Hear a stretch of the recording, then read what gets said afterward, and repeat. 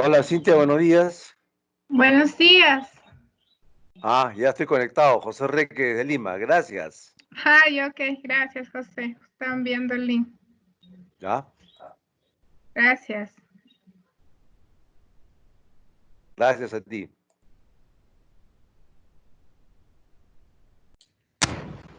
Buenos días. Podemos iniciar, creo, Buenos días. tiempo. Sí, Maíta, ya un minuto podemos iniciar. Ya Camila ya está, ya están conectando los demás países. Ya los veo conectándose. Bienvenidos, queridos amigos de Focal.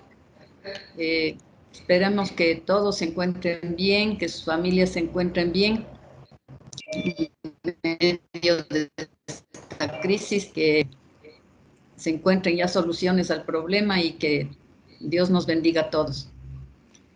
Como se había anunciado en la sexta videoconferencia, gracias al apoyo de la doctora Camila Sánchez, hoy vamos a tener una reunión técnica sobre el proyecto de norma 70, ingresos con obligaciones de desempeño. Como ustedes conocen, Camila es miembro del IPSASB y creo que este foro es apto para ir conociendo todos los avances del comité y para dar nuestra voz, nuestro criterio, nuestra opinión en todo lo que vaya tratando el comité. Camila va a ser nuestra interlocutora y pues ella nos va a explicar ahora de lo que se trata la norma 70. Muchísimas gracias, Camila. Creo que esta es primera de las siguientes reuniones que vamos a tener contigo, sobre la que vamos a ir analizando los avances en el desarrollo de las diferentes normas. Todas las inquietudes que tengan los países, las preguntas, los aportes que vayan a dar, lo hacemos luego de la participación de Camila. Todas las observaciones son bienvenidas porque, como digo, este es el foro donde vamos a dar nuestro criterio respecto a las normativas nuevas. Muchas gracias, Camila, y es todo tuyo. Muchas gracias, Magdalena. Buenos días a todos. Nuevamente, gracias por la oportunidad para presentarles en el día de hoy el proyecto de norma número 70, ingresos con obligaciones de desempeño. El objetivo de esta reunión y de esta serie de reuniones que tendremos es, por parte del IPSAS Board, informarles, para que tengan conocimiento de qué se tratan estos proyectos de norma y, sobre todo, para que puedan formar su propio criterio y puedan enviar sus comentarios y, en general, su retroalimentación al IPSAS Board. Porque el IPSAS Board ahorita mismo está interesado, está recibiendo toda la retroalimentación, las experiencias de todos los países, y pienso que es una excelente oportunidad para que los países miembros de Focal puedan dar a conocer su opinión sobre este tema. El proyecto de norma 70, ingresos con obligaciones de desempeño, reemplazaría en su momento las actuales NIC SP 9, ingresos de transacciones con contraprestación, y la NIC SP 11, contratos de construcción. Para ponerlos un poco en contexto, el IPSAS Board inició este proyecto en el 2015, básicamente inspirados porque en el 2014 el Consejo de las NICs emitió la NIF 15, que es ingresos por contratos con clientes. Entonces, como ya es muy conocido por parte de ustedes, el IPSAS Board siempre trata de lograr esta convergencia con las NIFs siempre que sea posible, y solamente desviarse de las NIF cuando realmente sea algo necesario. Entonces, producto de esto, desde el 2015, el IPSAS Board tomó la iniciativa de inicio de este proyecto para tratar, para actualizar toda la normativa de los ingresos y ponerlo más alineado con la nueva NIF 15.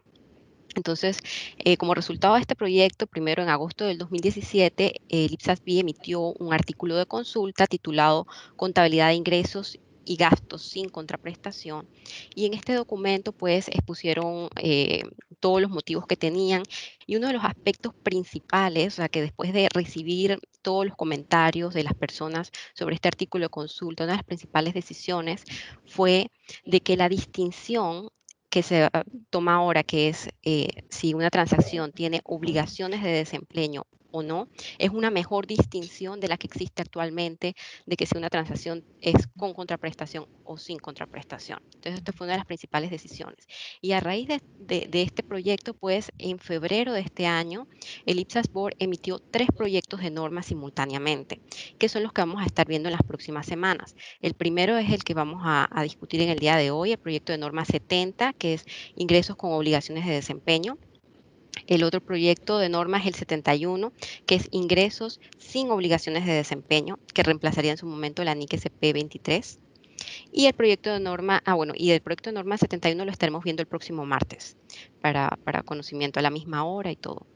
Y tenemos también el tercer proyecto de norma, el 72, que es de gastos de transferencia, y este sí lo estaríamos viendo el martes 16 de junio, o sea, lo estaríamos discutiendo con ustedes.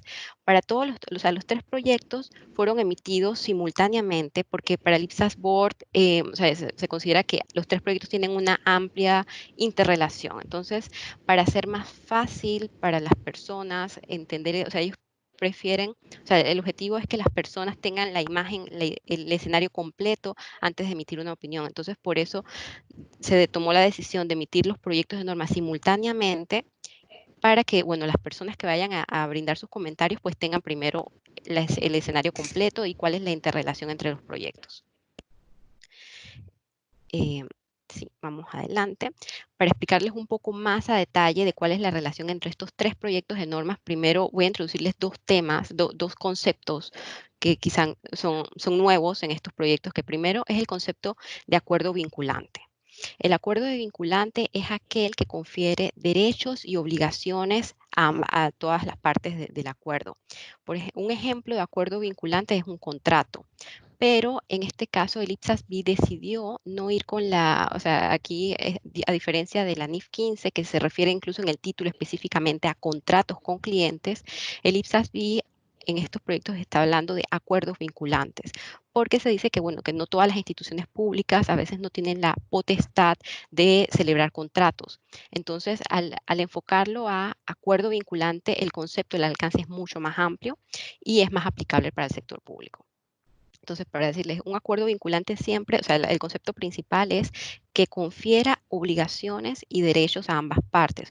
O sea, si hablamos de un contrato de compra-venta, pues el comprador tiene la obligación de pagar una contraprestación y la entidad tiene la obligación a su vez de brindar un bien o un servicio.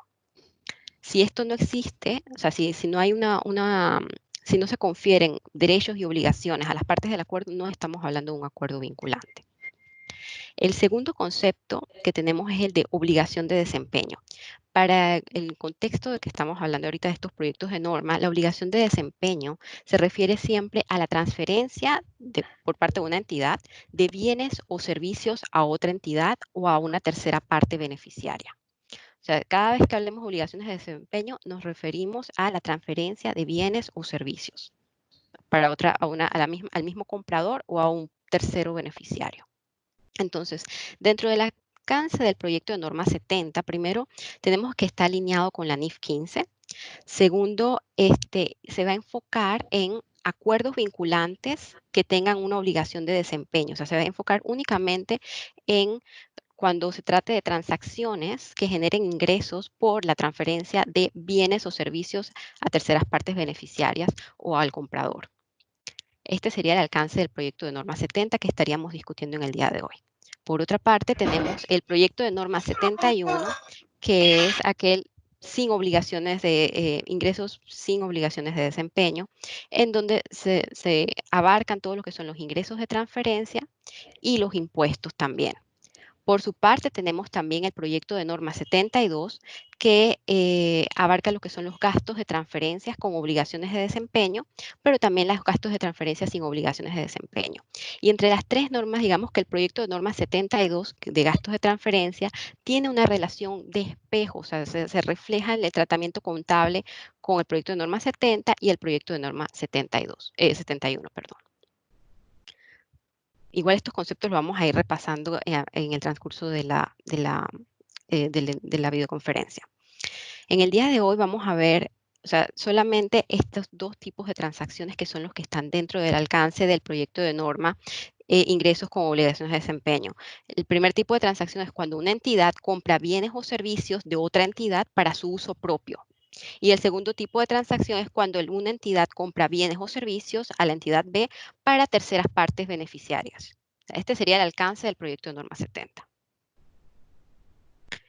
Bien, en cuanto al IPSAS-B, se considera que las dos normas propuestas, o sea, el proyecto de norma 70 y el proyecto de norma 71, o sea, en este contexto, todas las transacciones de ingresos, todas, absolutamente todas, estarían comprendidas, ya sea dentro del alcance del proyecto de norma 70 o dentro del alcance del proyecto de norma 71, dependiendo de si la transacción tiene obligaciones de desempeño o no. Y para esto se propone un pequeño flujograma. O sea, iniciamos. La primera pregunta que usted debe hacerse es si existe un acuerdo vinculante. Y les recuerdo que un acuerdo vinculante es aquel que confiere obligaciones y derechos a ambas partes del acuerdo.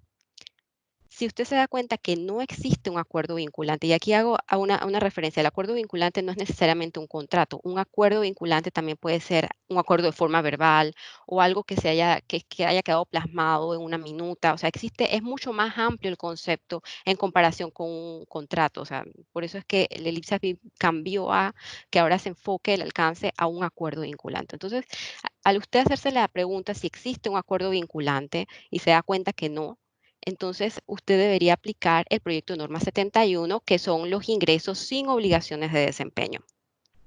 La segunda pregunta es, si en caso tal de que sí exista un acuerdo vinculante, la segunda pregunta es si existen obligaciones de desempeño, recordándoles que obligaciones de desempeño se refieren a la transferencia de bienes o servicios. Si este no es el caso, usted va a aplicar el proyecto de norma 71, ingresos sin obligaciones de desempeño, y si este es el caso, entonces utilizaremos el proyecto de norma 70, ingresos con obligaciones de desempeño. El proyecto de norma 70, ahora vamos a entrar más a detalle. Como les mencionaba, una obligación de desempeño es una promesa en un acuerdo vinculante de transferir al comprador o a terceras partes beneficiarias un bien o servicio o un paquete de bienes o servicios que sea distinto. Cuando hablamos del concepto de distinto, nos referimos a que sea un bien o servicio fácilmente, o sea, identificable en el acuerdo vinculable, que sea posible identificarlo y que adicionalmente el comprador generará beneficios económicos o potencial de servicio futuro por este bien o servicio. También se puede tratar de una transferencia de una serie de bienes o servicios que sean distintos, o sea, separadamente identificables, pero que sustancialmente sean los mismos y que tengan el mismo patrón de transferencia. Un ejemplo de esto es cuando se trata de servicios, suministro de servicios de mantenimiento, por ejemplo, que ocurren a lo largo de un plazo determinado o a lo largo de la duración de un contrato. Entonces, por eso es que siempre en este proyecto de norma se habla de distinto, pero distinto es que sea fácilmente identificable dentro del acuerdo vinculante. Otra característica del proyecto de norma 70 es que propone el modelo de 5 pasos para el reconocimiento de ingresos. Digamos que este modelo de 5 pasos se adaptó de la NIF 15, pero se adaptó para el contexto del sector público. Y los 5 pasos a alto nivel son los siguientes. Ahora vamos a entrar más a detalle, pero el primer paso es identificar el acuerdo vinculante. Segundo paso es identificar si existen cuáles son estas obligaciones de desempeño. El tercer paso es determinar el precio de la transacción. El cuarto paso, asignar el precio de la transacción. Y el quinto paso sería el reconocimiento del ingreso. Este proyecto de norma tiene los ingresos, se contabilizan utilizando el enfoque de 5 pasos, como les mencioné, que es adaptado de la NIF 15 y fue modificado para su uso en el sector público. Y ofrece una mayor orientación sobre el alcance y la interacción con el proyecto de norma 71. O sea, estas son las diferencias. O sea, ¿cuál es la diferencia entre el modelo de 5 pasos en el proyecto de norma 70 y la NIF 15? O sea, las principales diferencias es, primero, que ofrece una mayor orientación sobre el alcance y cuál es la interacción con el proyecto de norma 71. Segundo, es que se amplía la aplicabilidad de contratos, o sea, porque como les mencioné, en la NIF 15 solamente se hace referencia al contrato, pero acá se amplía este alcance a un acuerdo vinculante. Tercero, hay un mayor enfoque en las terceras partes beneficiarias, porque sabemos que en el sector público estas transacciones son comunes, que una entidad le compre algo a otra entidad para beneficio de un ciudadano, para beneficios de otras terceras partes. Y esto es algo que en la NIF 15 no se le da tanta importancia.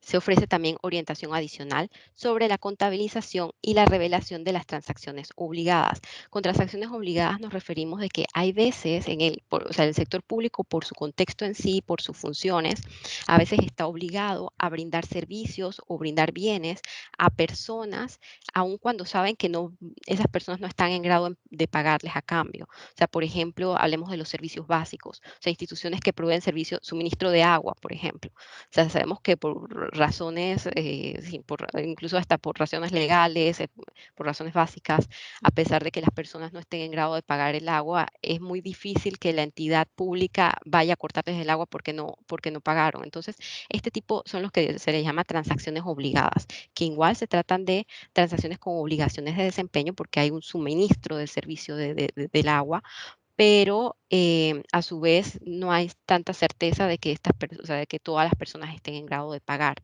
la contraprestación acordada. Y bueno, también se ofrece, o sea, en este proyecto de norma se ofrecen ejemplos ilustrativos específicos del sector público. Aquí puedo decirles que el ITSASB se inspiró, o sea, hay 64 ejemplos ilustrativos. O sea, de hecho, el proyecto de norma 70 tiene más o menos 178 páginas y sí le dieron mucho énfasis en proponer ejemplos ilustrativos para mejor entendimiento de los lectores. Ahora vamos a explicarles paso a paso cuáles son las características, ¿no? El primer paso es identificar el acuerdo vinculante. Entonces, para ser contabilizado utilizando el modelo de 5 pasos, se requiere que un acuerdo vinculante cumpla con los siguientes criterios. Primero, que las partes deben haber aprobado el acuerdo vinculante y estar comprometidas a cumplir con sus obligaciones. O sea, aquí no funciona el tema de que sea un acuerdo, algo que sea una decisión unilateral o algo impuesto. Ya no se trataría de un acuerdo vinculante porque ya ambas partes deben estar de acuerdo con las obligaciones y derechos que están estipuladas en el acuerdo. El segundo criterio es que se puedan identificar los derechos de cada parte con respecto a los bienes o servicios a transferir. También que se puedan identificar las condiciones de pago, que el acuerdo vinculante tenga sustancia económica y que sea probable que la entidad que reciba la contraprestación, que la entidad reciba la contraprestación a la que tendrá derecho. Sabemos que no siempre se puede cumplir con todos estos criterios. Entonces, el proyecto de norma 70, que esto es algo interesante, propone orientación sobre la contabilización de los acuerdos vinculantes que no cumplan con estos criterios. Pero al leer esta orientación, o sea, básicamente lo que dice es que no se reconocería el ingreso, sino hasta, o sea, cuando se trata de un tipo de ingreso con obligaciones de desempeño que no cumpla con estos criterios, la entidad esperaría entonces hasta haber recibido el pago por el bien y servicio. Es hasta ese momento en que se reconocería entonces el ingreso. O sea, primero, hay dos escenarios. El escenario en que la entidad reciba el pago y todavía no ha prestado el servicio, entonces allí todavía no puede reconocer el ingreso, lo que reconocería es un pasivo, porque todavía, o sea, ya ha recibido el pago, pero todavía no ha suministrado el bien o prestado el servicio. Pero en el segundo caso es que, bueno, si ya prestó el bien y el servicio, o sea, puede reconocer el ingreso es hasta el momento en que haya recibido el pago. Pero esto sería solamente para los casos en que, digamos que el ingreso o la transacción no cumpla con los criterios del acuerdo vinculante. El paso 2 es identificar las obligaciones de desempeño. Bien, como les mencionaba, bueno, se considera, o sea, una cosa clave es, les mencionaba que la obligación de desempeño siempre involucra lo que es la transferencia de bienes o servicios. Si no hay transferencia de bienes o servicios, no se trata de una obligación de desempeño. Entonces, aquí es muy clave la palabra distinto. Entonces, se considera un bien distinto, un servicio o un bien o servicio que cumpla con los siguientes criterios. Primero, que el comprador pueda generar beneficios económicos o potencial de servicio del bien o servicio, ya sea por su cuenta o con otros recursos disponibles. Y que la promesa se pueda identificar separadamente de otras promesas en el acuerdo vinculante. La identificación adecuada de las obligaciones de desempeño es fundamental, ya que cada obligación de desempeño es una unidad de cuenta para el reconocimiento de ingresos. O sea, esto quiere decir que, o sea, digamos que en cada acuerdo vinculante, si hay distintos, de hecho esto se ejemplifica muy bien en los ejemplos ilustrativos que presenta el documento, que ponen el ejemplo, o sea, si por lo menos hay una entidad que está ofreciendo un servicio de un nuevo software, o sea, instalación del nuevo software, pero también está ofreciendo el mantenimiento del software. Si ambas cosas están realmente interrelacionadas, es decir, que el beneficiario o la entidad que recibe este software no pueda contratar el mantenimiento por otro lado o algo así, entonces ahí ya se trata de que no son bienes distintos. Entonces se puede tratar todo como un solo. O sea, cuando digamos que los bienes entre sí están súper interrelacionados, que uno dependa del otro, se puede agrupar todo y reconocer como una obligación como una única obligación de desempeño. Pero si se trata de bienes o servicios que son independientes de unos con el otro, entonces cada obligación de desempeño se considera por separado, o sea, sí, se contabilizaría incluso separadamente. El tercer paso es determinar el precio de la transacción. El precio de la transacción sería el monto de la consideración a la cual la entidad espera tener derecho por prever los bienes y servicios prometidos. El precio de la transacción se ve afectado por, primero, la contraprestación variable y restricción de medición. Cuando hablamos de contraprestación variable y restricción de medición, es que a veces hay algunos acuerdos en los que se tienen contemplados, por ejemplo, penalidades para la entidad que provee el bien o servicio en caso de que haya retrasos en la entrega, o incluso bonos de productividad, o sea, si se entrega antes de tiempo, por lo menos en contratos de construcción, si la entidad contratista logra construir el proyecto en menos del tiempo indicado, a veces estos acuerdos vinculantes ofrecen, bueno, se le da 10% de incentivos si logra cumplir antes. Entonces, esto es lo que se referiría como una contraprestación variable y también una restricción de medición, porque lo que dice el proyecto de norma es que tampoco se puede dar por sentado que se va a tener una penalidad o que se va a lograr conseguir el bono. Entonces, que hay que ser bien prudentes a la hora de hacer el registro y determinar el precio de la transacción, sobre todo cuando hay factores externos que no dependen de la entidad y que pueden influir en el precio de la transacción. Entonces, siempre en este caso hay que tener una posición más prudente.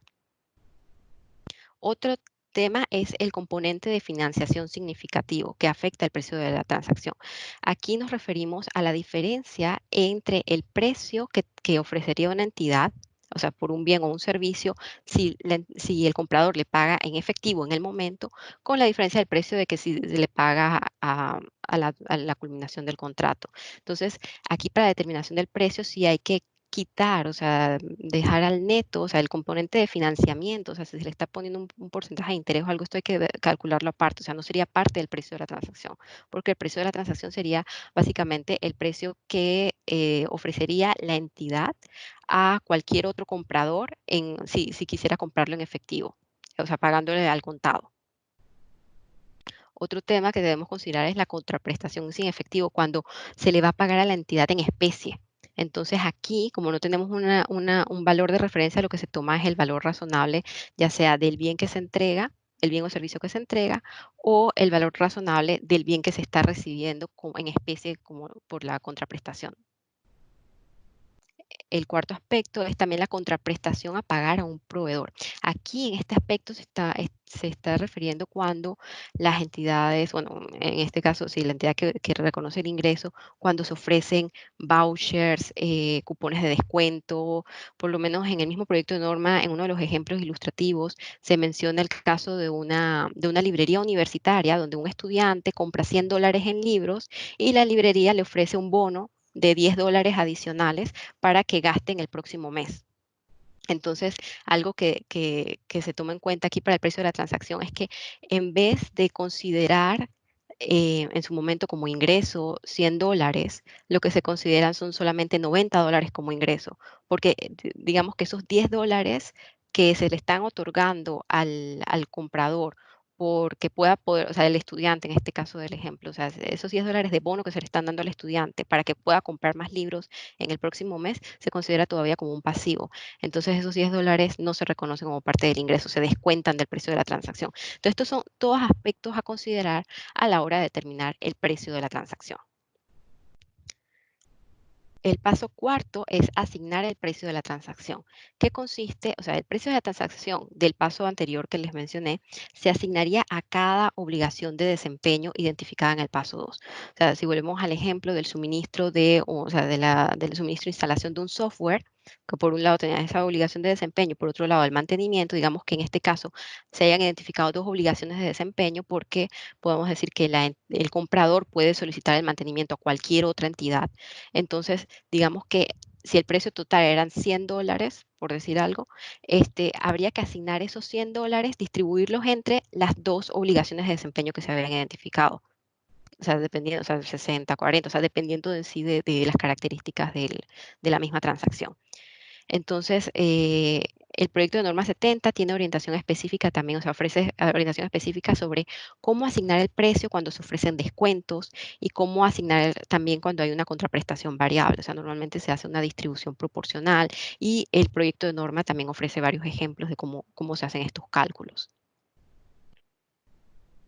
El paso quinto, o sea, ya sería el último paso, es el reconocimiento del ingreso. Pero en este caso, el reconocimiento del ingreso se hará en el momento en que la entidad cumpla con sus obligaciones de desempeño. Es decir, se reconocerá el ingreso cuando la entidad transfiera los bienes o servicios. Y este reconocimiento se puede hacer de dos formas, ya sea en un punto específico, o sea, en un momento dado, o sea, en un punto específico en el tiempo, o con el tiempo, o sea, en el transcurso del tiempo. Un ejemplo del transcurso del tiempo es cuando se trata por lo menos de servicios básicos, agua, luz, teléfono, que obviamente todos los meses se va a o sea, en este caso es servicios, o sea, que se consume, o sea, se proporciona, se suministra el servicio y se consume simultáneamente. Entonces, aquí el reconocimiento del ingreso ocurriría en el transcurso del tiempo. Si es por un contrato, bueno, durante la duración del contrato. Mientras que cuando es en un momento dado puede ser que sea una simple orden de compra o algo para entregar ciertos bienes.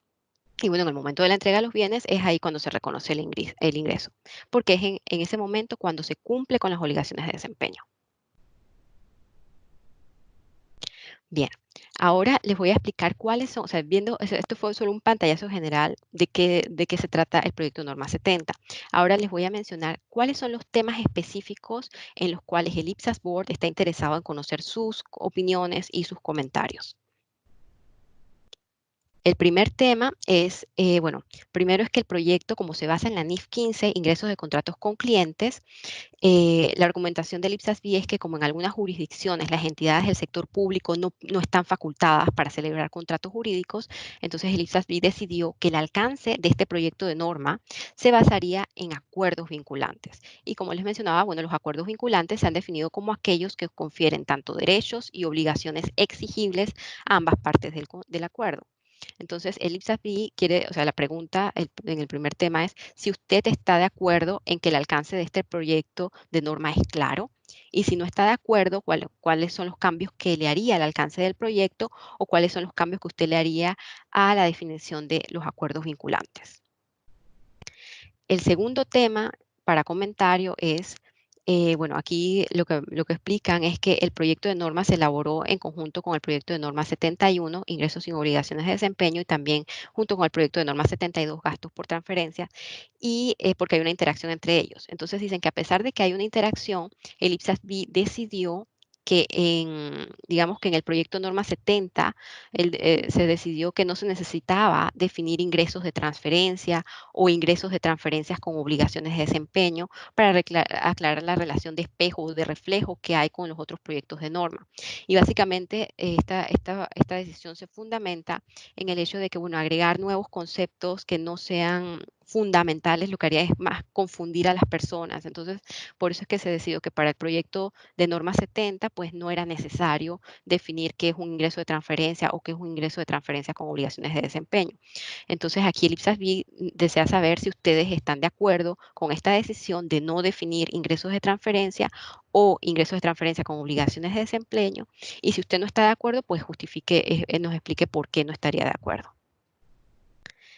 El tercer tema para comentario es, bueno, en este caso es que, bueno, como el IPSAS-B decidió elaborar 2 normas de ingresos, se están proporcionando guías para la contabilización de las transacciones que tienen componentes relacionados a ambos proyectos de norma. Y esta guía de aplicación figura en estos 2 párrafos. Básicamente lo que dicen estos 2 párrafos es que hay situaciones en las que una entidad puede recibir, o sea, tiene un acuerdo vinculante con obligación de desempeño, pero en la que no solamente hay un componente con obligación de desempeño, o sea, en que va a dar una transferencia de bienes y servicios, sino que puede ser que también hay un componente que no está obligado, o sea, un complemento de financiamiento, puede ser un apoyo de otra entidad económica que es sin contraprestación, o sea, no tienen ningún tipo de obligación de desempeño. Entonces, en estos casos, si el IPSAS-B ofrece aclaración en las guías de aplicación 69 y 70, diciendo que es importante identificar dentro del acuerdo vinculante cuál es la porción que corresponde, o sea, del dinero que se estaría recibiendo,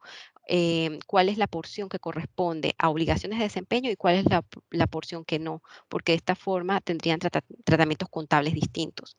Entonces, bueno, sobre este tema, el IPSAS-B pregunta si usted está de acuerdo con la guía de aplicación y si no está de acuerdo, ¿por qué no? El tema específico para comentario 4 es que, bueno, se decidió que este proyecto de norma debería incluir todos los requerimientos de revelaciones que figuran en las NIF 15. Y el IPSAS-B reconoce de que estos requerimientos son mayores de los que tienen actualmente las normas de ingresos existentes, o sea, la NIC SP9 y la NIC SP11. Entonces, el IPSAS-B sí quiere saber si usted estaría de acuerdo en que los requerimientos de revelaciones estén alineados, o sea, sean exactamente iguales a los que se ofrecen en las NIF 15, o sea, del sector privado, y que no hay requerimientos de revelaciones que deban eliminarse. Y si usted no está de acuerdo, ¿por qué no? Y el último tema específico para comentarios sobre este proyecto de norma es, bueno, que el IPSAS-B señaló que algunas entidades del sector público pueden verse obligadas a celebrar acuerdos vinculantes para proporcionar bienes o servicios a partes que no tienen la capacidad o la intención de pagar.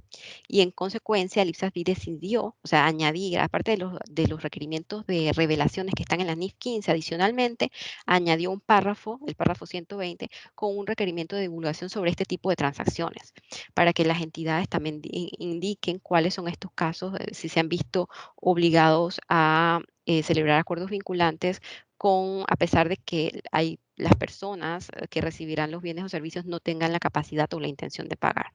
Entonces, la pregunta es si usted estaría de acuerdo con la decisión de añadir el requerimiento de divulgación en el párrafo 120 para la divulgación de información sobre las transacciones que una entidad está obligada a celebrar por legislación u otras decisiones de política gubernamental. Y si no está de acuerdo, ¿por qué no? Y estos serían los temas específicos donde el IPSAS-B esperaría sus comentarios. Sí sabemos que en realidad el proyecto es bastante amplio, tiene bastantes temas, pero para esto el IPSAS-B está proporcionando tiempo, o sea, digamos que se está proporcionando tiempo hasta el 1 de noviembre del 2020 para que ustedes, bueno, ya con más calma puedan consultar estos documentos, o sea, formar su propio criterio y hacer los comentarios o sea, especialmente sobre estos 5 puntos que le mencioné, pero igualmente el IPSAS-B agradece cualquier otro comentario que ustedes consideren relevante que se deba tomar en consideración. y digamos que se pide a los encuestados que presenten sus observaciones electrónicamente a través del sitio web del IPSAS-B, que les voy a mostrar rápidamente dónde es. Parece que lo tenía aquí. Aquí está. Si este es el link, los lleva a esta página. Entonces, aquí en esta página, bueno, hay videos, lo único es que lastimosamente está toda la información está en inglés, pero bueno, aquí está, digamos que, sí, o sea, material de apoyo y también para enviar el comentario, nada más sería cuestión de hacer clic aquí en Submit Comment, tiene que estar registrado en la página, para los que no se han registrado, el costo, o sea, no tiene ningún costo registrarse, pero una vez están registrados ya pueden cargar sus comentarios, ya sea, pueden hacer sus comentarios ya sea a nivel individual de país o de forma en conjunta para, o sea, comentarios por parte de los países miembros de Focal. Lo que el IPSAS-B siempre pide es que, bueno, los comentarios se carguen a la página web en formato PDF y en formato Word. Todos los comentarios que recibe el IPSAS-B sobre los proyectos son también publicados en línea por cuestiones de transparencia, porque así también el IPSAS-B explica cómo estos comentarios fueron tomados en cuenta para los siguientes pasos del proyecto. Y bien dicho esto, bueno, abro sí, para comentarios o preguntas que tengan, dudas, con mucho gusto. Y bueno, muchas gracias por la atención hasta ahora. Gracias, Camila, gracias. Más bien ahí quisiera ver si algún país tiene algún comentario. Y adicionalmente, Camila, no sé si es factible que la información que nos acabas de mencionar sobre la guía la podemos descargar directamente de la página o nos la podrías proporcionar para compartir con los países. O la Claro que descargamos directamente, o más bien... la presentación sí ya se las No sé, ya compartí. la tengo, más bien la guía. Correcto. Sí, las otras guías, el punto es que toda la información está en inglés. Y bueno, hice las consultas de que si había plan de hacer la traducción en español, y por el momento no, o sea, no se tiene, o sea, no se tiene el presupuesto para hacer las traducciones en español. Listo, Camila. Sí. Gracias. Por favor, a los países que están conectados, si tienen alguna consulta para Camila, por favor, en este momento pueden iniciar las consultas. Más bien vamos en orden a ver si algún país tiene alguna consulta. Costa Rica. Costa Rica, por favor. Buenas, mi nombre es Jesús Araya, de la Dirección General de Contabilidad de Costa Rica. Una consulta, cuando estamos hablando de la creación de este estándar, normalmente estos estándares o las NIC SP es un sistema, o sea, una depende de otra. Es decir, esta norma va a tener repercusiones en otras normas. Entonces, dentro del documento que ustedes están, ¿tienen esas relaciones ya claramente establecidas o todavía no se tiene? Digamos, aquí podríamos estar de negocios conjuntos, o ¿no? algún tipo de relación también en la NIC SP de asociadas, algunas cosas podría tener una relación, pero no sé si ustedes contemplan desde ese punto de vista o simplemente lo están viendo para enfocarse en ese estándar solamente. Obviamente va a repercutir en el resto, ¿verdad? Sí, muchas gracias, Jesús, por la pregunta, excelente pregunta. En el proyecto de normas sí están contemplados todo lo que son los ajustes a las demás normas. O sea, en el documento, déjame ver si se los muestro aquí rápidamente. Sí, sí, lo único es que está en inglés, pero en el documento, si no me equivoco aquí, la sección que se llama Amendments to Other IPSAS, lo que hacen es que ponen el texto original y todos los cambios, por lo menos aquí están, cuáles serían los cambios de esta nueva norma en la NIC SP1, por ejemplo. Entonces, aquí ponen como con track changes, o sea, todo lo que se estaría cambiando. O sea, en vez de a referirse a la IPSAS 9, a la NIC SP 9, aquí se refería en este caso, al proyecto de norma 70, y todo lo que se está cambiando. Y así lo hacen para todo, o sea, incluso hasta en los ejemplos de los estados financieros, o sea, ponen aquí cuáles serían los cambios. O sea, sí está contemplado. En todos los proyectos de norma, normalmente el IPSAS-B sí es transparente en indicar cuáles son los cambios en el alcance, o sea, todos los cambios que se estarían haciendo en las demás normas. Okay. Esta versión que estás comentando, Camila, estamos hablando de la versión 2010, o sea, los cambios van sobre la versión 2018, NIC SP 2018. Sobre la versión más actualizada de las NIC SPs, porque ocurre, o sea, ya ahorita mismo está, el IPSAS está, de hecho ya está, ya hay una versión en inglés del 2019 y es posible que este año se emita una versión del 2020. O sea, las NIC SPs están en constante actualización, porque cada vez que surge una nueva NIC SP hay cambios o se afectan otras NIC SPs. Entonces, si hablamos específicamente sobre una versión específica, no, o sea, esto sería ya en base a la versión que esté más, o sea, que se haya, o sea, en este caso la del 2019, que está disponible en inglés. Lastimosamente la versión del 2019 todavía no está disponible en español. Y la última, van a disculpar, Sí. con esto de los contratos, ¿verdad? Ujú. La consulta que nos están haciendo es saber, de acuerdo a la normativa que aplica el país, si es factible incorporar esa norma al tratamiento contable, digamos, de Costa Rica en este caso. Ese es el Correcto. énfasis de la consulta. Correcto, porque, o sea, por ejemplo, muchos de los, o sea, sabemos que actualmente muchos países están teniendo desafíos para la implementación de las NIC SP9, de la NIC SP11. Bueno, quizás la NIC SP11 no tanto porque no es muy común que hayan contratistas de contratos de construcción en el sector público, pero la NIC SP9 sí. Entonces, esos desafíos, o sea, si usted considera que esos desafíos que antes tenían con la NIC SP9, si se resuelven con este proyecto de norma, o sea, sobre su propia experiencia, o sea, porque el IPSAS-B sí está interesado en conocer, o sea, desde la experiencia de sus países, si consideran que este proyecto de norma sería factible de implementar o no. Digamos, esta norma se prevé que traiga transitorio, un tiempo prudencial, Sí, porque sí sí, normal, o sea, todavía no se ha definido cuánto tiempo, pero sí, normalmente cada vez que el IPSAS-B emite una nueva norma, sí se brinda el tiempo oportuno para que se pueda implementar. Ok. Correcto. Gracias. Lo otro que les iba a Gracias. comentar, que no les comenté, es que originalmente se tenía planeado, o sea, la emisión de la norma, o sea, digamos que en el plan de trabajo del IPSAS-B se tenía originalmente recibir comentarios hasta el 15 de septiembre, pero con toda la situación de la pandemia se decidió ampliar el plazo hasta el 1 de noviembre.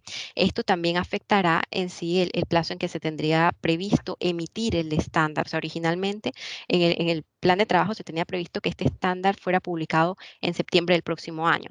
Personalmente considero que mínimo se extendería a diciembre, porque o sea, el IPSAS-B necesita tiempo suficiente para recibir los comentarios, analizarlos y mejorar el proyecto en base a la retroalimentación de los países. Gracias. Gracias, Camila. A ustedes. Ronald, por favor, tiene una consulta también de Costa Rica. Muchas gracias. Un saludo a todos los colegas de Latinoamérica y a Camila. Más que una consulta es un comentario. Sí. Ahora que comentaba Camila que por ejemplo, que con una minuta que firmen ambos docentes ya se puede considerar como un acuerdo vinculante en países como Costa Rica, que es muy legalista.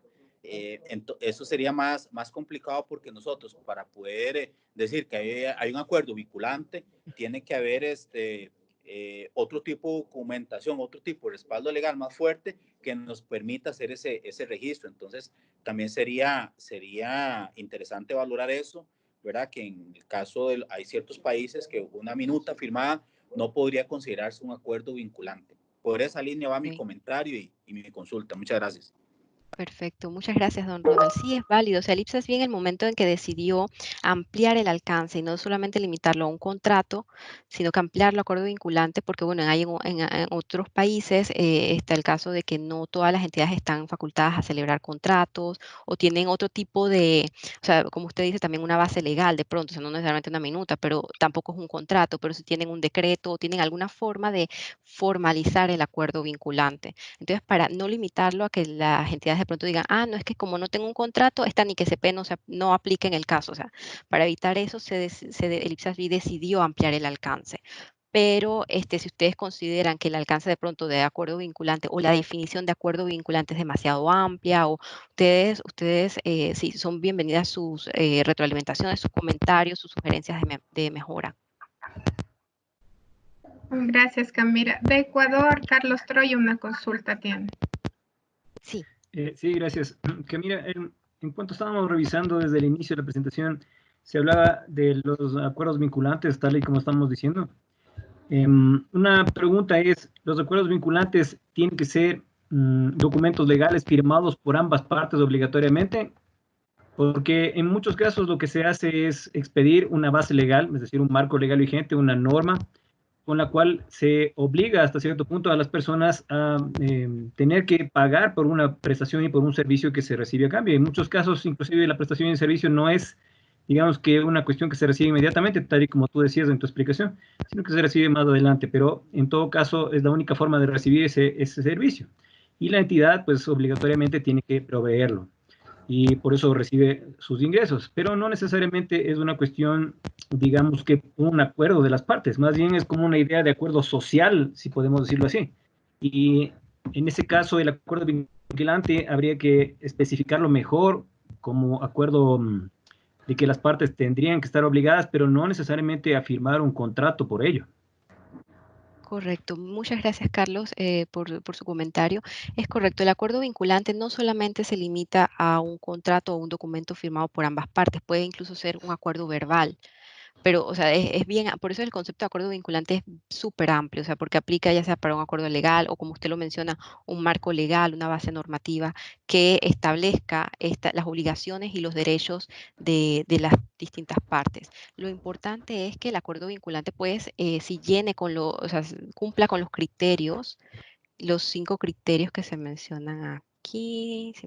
Ok, aquí están. O sea, que las partes deben haber aprobado. O sea, quizás la aprobación no esté en el caso que usted menciona, bueno, con una firma, pero sí estarán comprometidas, ya sea por la normativa, pues que están dispuestas los usuarios están dispuestos a pagar por el servicio y la entidad pues está también dispuesta en ofrecer el servicio. O sea, es importante esto, ¿no? O sea, pero la norma no habla de que tiene que estar firmado o no estipula, o sea, por eso lo deja bastante amplio para que sea más flexible y de mejor aplicabilidad en distintos contextos.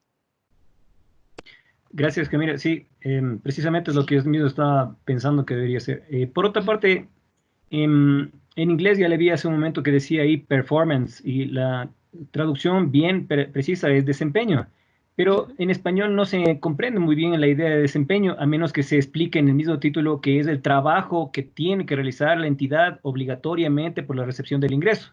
Entonces, para poner en el título sería imposible. No sé si en vez de desempeño la palabra contraprestación antigua sea la más correcta otra vez, cosa que se puede decir ingresos por contraprestación obligatoria, en vez de desempeño, que no sé si sea Sí, muy legible para todo el mundo. Y de la claro. mano con esto quería decirte que las traducciones en español están hechas de forma que se comprenda la traducción conforme a la base que está en inglés. Pero generalmente la base en inglés es más comprensible que la base en español. Tal vez en español es demasiado elaborado la traducción, entonces no sé si sea posible también inmiscuir a personas que, digamos, tienen un idioma más común en Latinoamérica, como son los mexicanos, tal vez, para que los términos sean más, digamos que rápidamente comprensibles que los términos actuales en la traducción al español. Ok. De acuerdo, sí, gracias. Sí, con relación al término de obligaciones de desempeño, la traducción sí es posible que se pueda cambiar el título, pero hay que tener, o sea, por eso es que también se define claramente qué son obligaciones de desempeño. O sea, en las definiciones se coloca que obligaciones de desempeño se refiere a la transferencia de bienes o servicios, ya sea al comprador o a una tercera parte beneficiaria. Pero si utilizar el término de contraprestación, sí habría que tener un poco de cautela en ese caso, porque en la NIC SP9, ya lo que es contraprestación tiene una definición muy específica y ya el IPSAS-BIDS decidió de que no iba a tomar en cuenta, o sea, en base a los comentarios que se recibieron al documento de consulta del 2017, se tomó la decisión de que la distinción entre ingresos con obligaciones de desempeño o sin obligaciones de desempeño era mejor que aquella de ingresos con contraprestación o sin contraprestación. Entonces, seguir utilizando el término contraprestación podría ser contraproducente en este caso. Ok, y la última pregunta era, en el caso del precio de la transacción se utiliza una palabra que es consideración.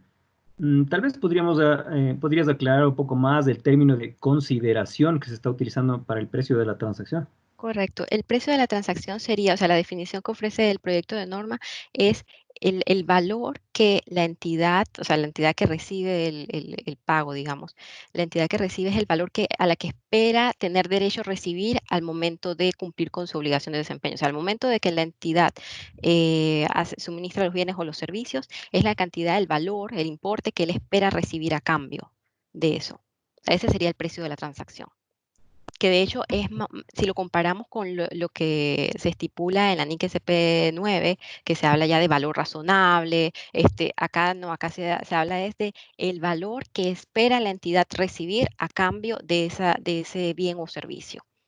O sea, ya ahí no se está hablando de valor razonable. Entonces, sí sería bueno que ustedes, con la experiencia que ya tienen con la aplicación de la adopción, aplicación de la NIC SP9 y la NIC SP11, que sí comparen estos temas para ver de qué forma este nuevo proyecto de norma sí sería beneficioso o no. Y si hay temas que les saltan alertas ya a ustedes, pues que los comuniquen al IPSASB, porque todavía estamos a tiempo de hacer mejoras al proyecto antes de emitir una norma. Ok, muchas gracias. A usted. Tal vez algún otro país que tenga alguna consulta, por favor. No. No tengo más en el chat, no tengo más consultas. Mi estimada Camila, bueno, vamos a comprometer a los países también de Focal para poder hacerte llegar esta información. Yo creo que es muy importante compartir los criterios que tienen todos los países. Estamos viendo que la fecha sería hasta el 1 de noviembre. De todas maneras, Correcto. vamos a comprometer un poco antes para el envío y ciertas aclaraciones que podamos hacer con tu ayuda, y siempre Claro que sí. tenemos tu soporte en este caso. De todas maneras, vamos a hacer llegar esta información, también la colocaremos en el portal web de la página de Focal. Y asimismo, la información que acabas de mencionar para el envío de la encuesta. No veo más preguntas de los países. Tenemos otra sesión para el próximo martes y finalmente otra sesión que está para junio, que también la tenemos contigo. Mi estimada Camila, te agradezco, realmente siempre es un excelente aporte y el IPSAS siempre está trabajando a la mano con Focal, y gracias por hacernos partícipes de todo este trabajo que está haciendo en este caso, y la revisión de las normas, pues realmente nos aporta mucho para todos los países en este trabajo que estamos haciendo en Focal. Te agradezco nuevamente, agradecemos la participación de los países también que están en este momento. Gracias a... Vemos también conectados de la Universidad de Zurich, Andreas, vemos de Costa Rica, vemos muchos países que están conectados. Siempre hay un interés por la revisión de esta información. Gracias, mi estimada Camila, nuevamente, y pues nos estaremos viendo el próximo martes en la sesión de la siguiente norma que está en estudio del IPSAS-BORD. Muchísimas gracias a ustedes y bueno, hasta el próximo martes. Hasta luego. Gracias, mi estimada Camila. Gracias a todos. Gracias. Gracias, Damales. Gracias, Cintia. Camila. Gracias a todos, cuídense, un buen día, gracias a todos. Bueno, muchas gracias. Saludos a todos. Gracias.